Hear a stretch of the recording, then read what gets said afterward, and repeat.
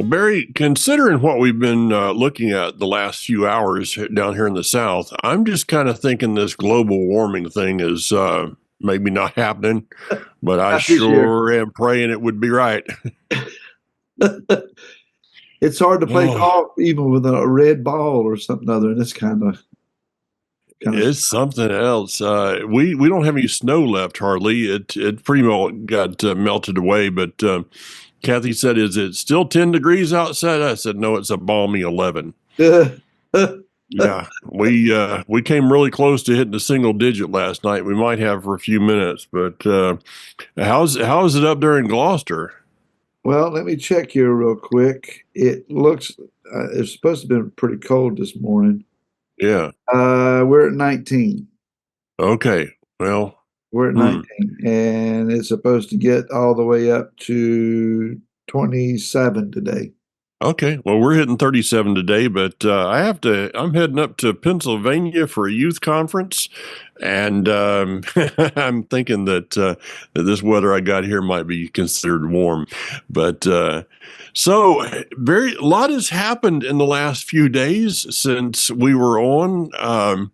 We saw I just was on with Hanok and he posted something, or he said something that was kind of interesting, that Israel has snatched victory out of the jaws of, or no, Israel has snatched Defeat. defeat out of the jaws of victory. Yeah, we're rejoicing over 3 hostages being brought forth, but there's still over 90 there. How many are alive? We don't know. And did you see the hyenas the other day in Gaza when this young girl was brought out of that Red Cross vehicle? I And saw they surrounded her and they were spitting and cussing at her and jeering, and I just got so angry at that. I saw the picture. I did not see the video. I don't know that I could have stomached the video. The video was worse. It was Uh, just uh, absolutely. So I've now started calling them the Hamas hyenas well, because that's what they look like. I posted. I shared the picture that you put on Facebook, and it, yeah, I was angry about it. But they live like a pack of wild dogs. Hyenas is a good description. Mhm. My opinion, they're demon possessed, demon driven Yeah. through their hate, and the idea that you hate somebody, that whatever ethnic group that they belong to, they all have to be eliminated. Complete genocide. We may not agree with a group of people, but to kill them all off because we disagree with them, and then claim that your God has anointed you Yeah. to do so. Of course, Islam is not the only religion that's ever promoted that. There's been a few times that Christianity has, back in the Well, Crusades. yeah. I mean, religion promotes death. Yes, yes. Okay, and people are not willing to say that, but it never stopped me. Religion promotes death. It doesn't matter if you are, no matter what religion you are. If you have to have everybody believing your practices, what we have in the United States is something that's I don't think we can. There's no amount of education that is going to be able to overcome stupidity of this level. I heard a very, I believe, a very knowledgeable, overall, a very smart person the other day on Fox News that attributed, America needs to embrace whether it's Judaism, Christianity, or Islam, or the Muslim faith. And it's like, have you never really looked? This is a person who's Catholic. Have they never looked at the history of Catholicism? Have they never looked at what Islam is? It's beyond me to consider that people that are that smart can be that foolish in their life, that ignorant. I remember when 9/11 happened, the gathering that was in the National Cathedral, which is what we've seen recently with President Carter's funeral, and now the prayer service, such as it was. Yeah, I think it was yesterday. Mhm.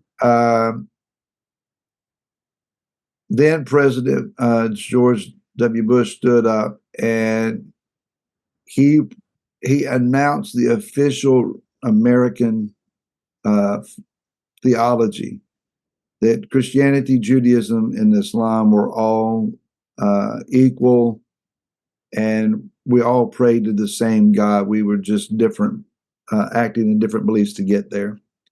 Yeah. So Yeah. loosely paraphrased, loosely remembered here. But the gist was that all three religions were equal and achieving the same purpose because they serve the same God. And Well, we have not been favored since that point. mhm. Speaking of favor, Mike, uh, there I've seen a lot of posts and heard a lot of conversations of, you could call it rejoicing, celebrating, partying, happy times, because of the results of the last election and now the inauguration of President Trump. Mhm.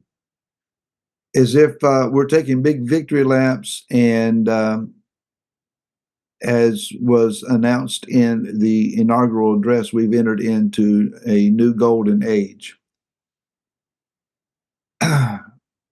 Things, I think, will be better in many respects. Some things the previous administration obviously had a hard time dealing with, and already they've been changed. But what about spiritual intensity? Are we able now to kick it into neutral and to say, we won, it's all good? Mhm. And, it's just time to enjoy the life that has been afforded to us? Or is it time to tighten your helmet's chin straps, get a fresh grip on your sword, check for chinks in your armor and your shield, and continue your battle stance? Yeah. Um, I I think I'm going to quote another president regarding this. Uh, President Ronald Reagan: "Trust but verify." Good phrase. Okay. Yeah. What I see on the surface, there are some things that I feel could have been done a little bit different to not give ammunition for the enemy. Okay. The pardoning of the hostages, or what he called hostages, the January 6th thing, that could have been handled a whole lot better. But in the end, it's going to be the same result. So, whatever. I am looking at this, trying not to be critical but observant. Now, once again, Barry, we live in an era in which you cannot, that's not acceptable for some people. That you either have to be all in over here or all in over here. You can't just sit back and go, okay, I'm going to see what happens. No, no, no, no, no. You have to make a decision right now. You have to tell me, do you support this person or not right now? Why do I have to do that? Okay. So I'm sitting back and observing, and I'm with you on this. I've seen this happen so many times that after a win, a so-called win, what somebody would figure a win for themselves, they tend to fall apart. You and I have both seen this many times. You watch a golf match, and one person rises to the top in this match. Especially if it's a rookie, and they end up winning the match, and everybody's like, wow, this guy is like the new superstar, and the next Tiger Woods and stuff. And the next game he doesn't make the cut. you know why? Because something about that win causes you to become a little lax in some things, maybe some disciplines that you had or whatever it is. And so that win actually in the end sets up a scenario for defeat. In the achieving of a goal, it's pertinent to have the next goal in mind. So when I get to the current goal, the current thing that I'm striving to accomplish, and it may take years, what do I do after that? It's the mindset of someone that says, "I wish I could just win the lottery." And well, they go buy a ticket, and what do you know? They win the lottery. They have no idea of the number of phone calls that they're going to get with hard luck cases and relatives that they didn't know that they had, friends that they hadn't talked to since high school. Everybody's going to be at your front door, and any and everyone who has an investment opportunity is going to show up. If you don't know how to manage what you already have, then how can you hope to manage windfalls and enormous sums of money put into your hand? Mm-hmm. Of course, I know folks that, well, I've already got my list. I'm going to give this much to this and that much to the other. And they've already got in their mind some things that they want to do. But without competent people who work with money every day, you don't know what's going to happen. Mm. The same thing comes with spiritual victories. Is it possible that some prayers that we have prayed, it's not that the answer that we're asking for is not the right answer and the right thing to be accomplished. It's that we are not equipped and capable of handling that answer. Sometimes, Mike, I think we have to grow ourselves, mature ourselves into a place to where the answer that Yah wants to give us is capable of being handled. So Yah has given to us a change of administration. Ever how this fleshes out, we've heard the promises.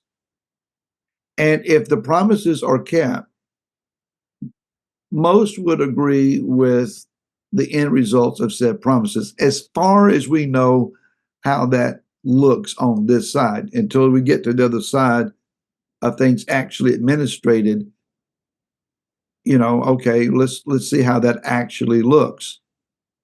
But are we ready? Is America ready for a wave of prosperity, a wave of this kind of change? Or are we going to become bloated and lazy and assuming and letting our guard down and vulnerable to someone coming in and taking it all away? Yeshua warned about the man who had a bumper crop, who said, "I'm just going to tear down my storage towers and build bigger." You fool, tonight your soul will be required of you. I think we're being set up for a word you used. I wasn't planning on going to that word, but when you said it, it made sense to me. We're being set up for being a society of ultimate laziness. Okay, just how lazy can we be? Oh, let me give you an example. Yeah. I remember when, in order to change a channel, you had to walk across a room, and you had to do that with a knob. Then we had a wired remote, so you had a limited amount. Now there is a remote, but it's gotten to the place that I don't even have to pick the remote up. I just speak to the remote. I don't do this. Okay. I refuse to speak to a television remote. But you can actually just say, change the channel. The only thing that you have to move is your mouth. You don't have to do anything. People don't have to think. the chat GBT or whatever it is. I'm not a good writer. I don't feel I'm a good writer. I don't type fast. I could probably do a whole lot better if I started to dictate it, voice. I don't do that. Why? Because I'm not, I'm setting some boundaries in my life that I just refuse to go down this thing, which is in the end, a total sucking of your brain out of your head. And you're sitting there kind of like, do you remember? I can't remember there was that it wasn't Play-Doh. It was like that blob stuff. Uh, Slime. slime. Yeah. Slime. Okay. That was it. That was it. I think that slime is now is about to be the new mascot of the American public, to where you just kind of sit there like a little bleh because people are not doing anything. I don't have to go to the store anymore. I can just have it delivered to my house. Well, so what about the local the local hardware store or something that has just gone out of business? Oh well, yeah, I mean they'll find another job. These are all things that it takes a decision to push back on it. Does it not? The only thing that's lacking in the Jetsons cartoon era is our cars are not flying in the middle of the air. We have robots in our home. We have teleconferencing. Yeah. We have push button everything, dial up, get anything you want. You can come home from work, have supper delivered to your front door, pull your shades, talk to your remote, be entertained, and hide in your castle. The convenience and comfort factor is replacing the conversation.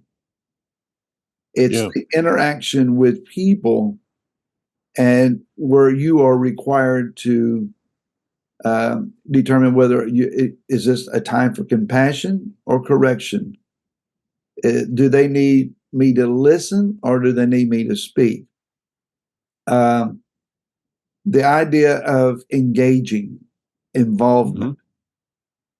The scriptures teach us to put seed in the ground and anticipate something coming as a result of that, and rejoicing in the time that there's actually fruit bearing vegetables and fruit that is coming out of what we have endeavored to do. You have to sow in order to reap. You can't sit back all the time and expect it to be done for you. The mindset can then transfer over into things in the spirit, even at a different level. I'm going to let the guy on TV, the people on TV, do all of my ministry for me. I'll send them some money and let them do that. Or I showed up, I sang the songs, I put a gift in the basket, I said amen, see you next week, without any community involvement.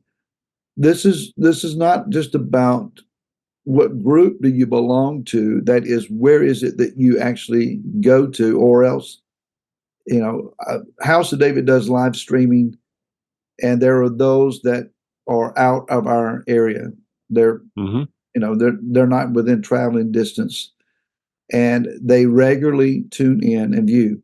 I'm happy to see their name come up when they remark, "I'm here," and they were regulars, and I'm thankful for that. But to be able to come and to say, I'm just going to wing it at home today. I'm glad you watch, but what about the community?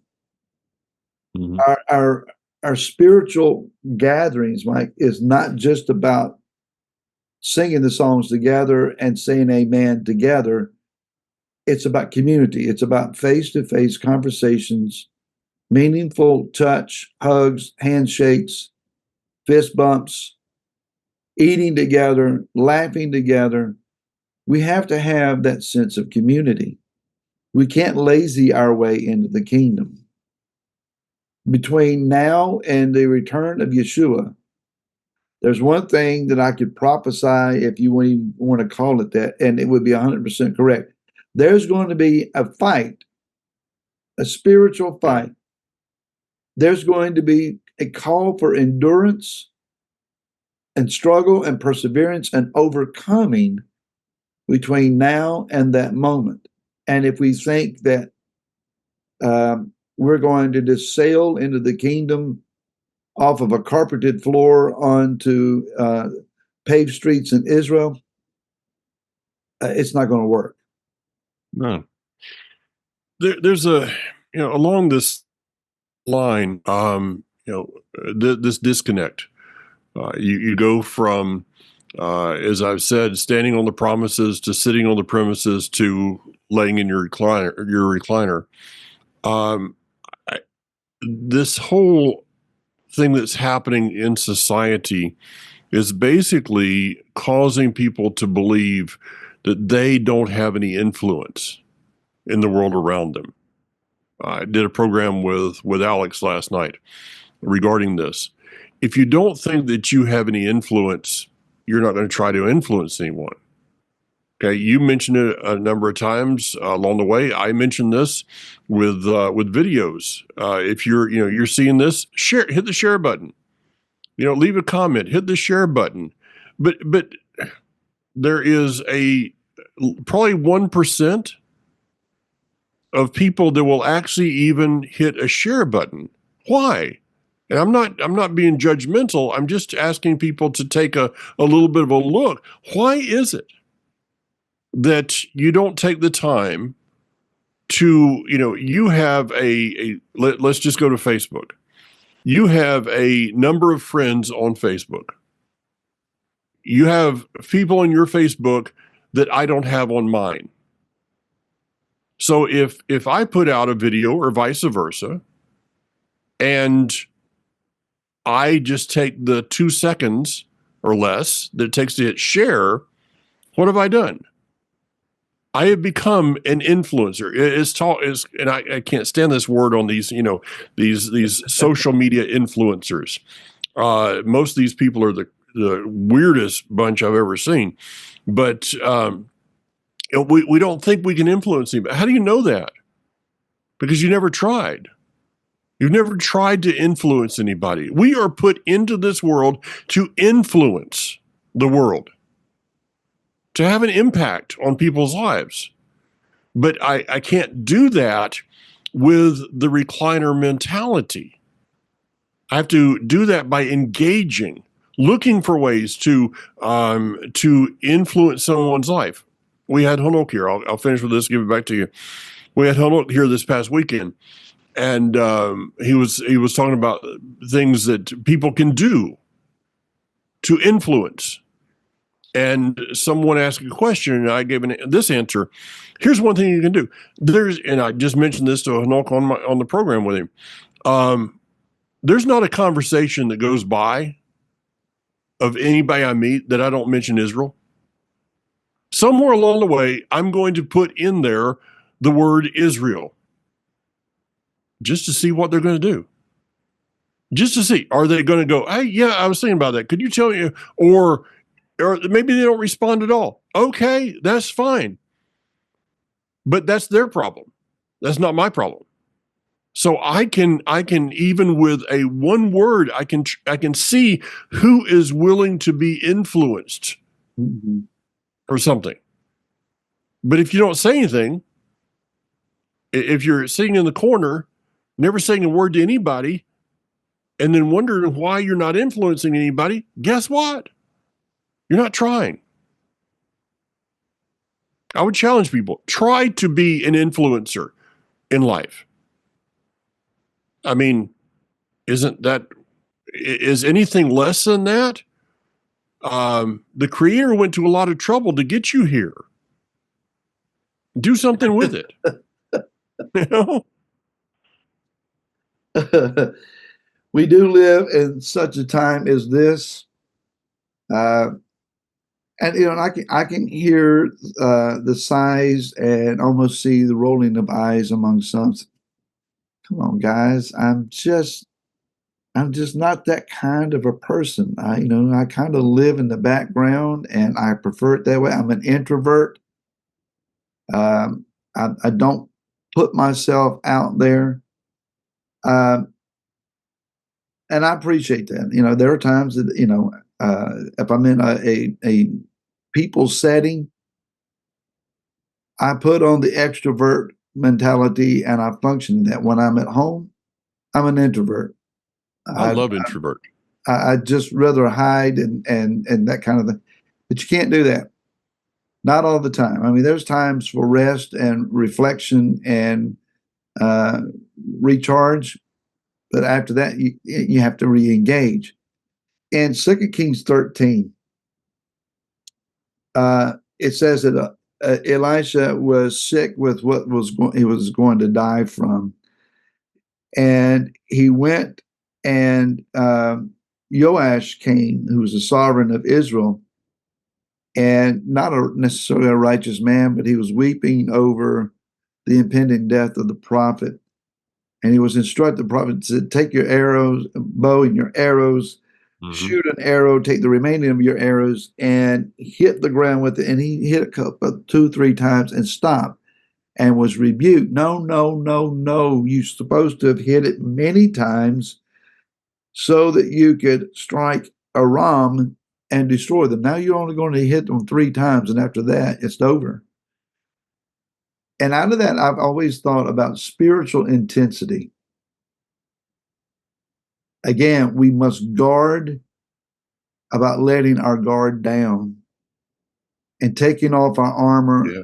And it's the same mentality that they had, I'm sure, at the oasis of Elim during the wilderness journey. It was hot and dry and barren, and they get to an oasis, and there are palm trees and ponds of water. And I can see the people rejoicing and splashing water on one another, and the kids playing in the water, and the animals are refreshed, and it's vacation. Yeah. Um, a vacation is good to allow your body and your mind, your spirit to recuperate. But I remember it was something you said last year, Mike. You asked the question, who goes on vacation and doesn't take their Bible? You remember saying that? Yeah. So during vacation, is it not necessarily to still read and pray and contemplate and focus? It is, and it's necessary. We can't be oblivious to what's going on around us. Good times perhaps are ahead. Lower gas prices, I'm all about it. Lower food prices, please. A financial sense of stability, a reinvestment in our military, a ministry to taking care of our veterans, um, um, stability. These are good things. And I anticipate, if they come, a positive effect. But we're talking about humans, human beings in leadership roles that make human level mistakes. Everything is not going to be perfect. It's still time to pray. It's still time to worship. It's still time to be refocused on Yeshua. Donald Trump's not Messiah by a long shot. Yeah. America is not the kingdom, not even a conceivable idea. We're not there yet. So the last time Donald Trump was president, we had 4 years where everyone let their guard down and just rode the gravy train. And when he wasn't reelected as everyone anticipated, I heard the spiritual rebuke in my ears. You wasted 4 years. You slid into neutral, thinking blessing and prosperity had come and there was no need to engage. You were given 4 years to accomplish much, and you sat back and relaxed. Mm-hmm. If you want to view this as the second term of what was before, it is to get work done. Light is shining, the sun is up. Work while it is day, because night will come. Just as sure as the sun rises up, night will come. And when darkness comes, we won't be able to do what we're able to do right now. Seize the moment. You mentioned, some of what I said about going on vacation, not taking a Bible. If you feel like you need a vacation from God, you got an issue. Yeah, that's just an issue. Okay. And if that's the case, I really don't have anything to say to a person, because what that means is, well, I'm just disconnected from the world, and I don't want to have any influence. I go back and I read the parable of the talents. We got a choice. Everybody has at least one talent. You may not be a 10 talent person or a 5, but you got something. If you bury that, go back and read what the outcome was for that servant and ask yourself, is that who I really want to be? Yeah. The So, other parable I think of, Mike, in closing here, is the 10 virgins. It's not a time to be caught without oil. And it's not a time to burn your oil on the wrong thing.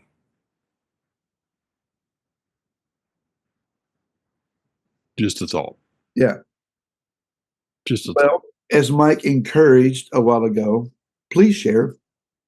Yeah. It does make a difference. It does give opportunity for someone else to hear what you have heard. Maybe you disagree with something other. It's not a problem to share and say, but I disagree with this point. I didn't like what Mike said. Yeah. Well, maybe that person you share it with will straighten you out.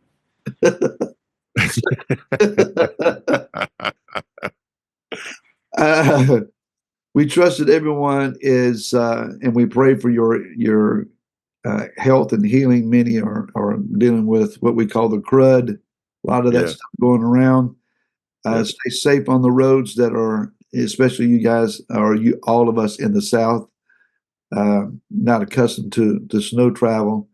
It's not too bad here today. But be safe, stay well, be healed, and we hope to see you again next week, Mike. You got it, Barry. And if you're in PA, what part of PA are you going to, Mike?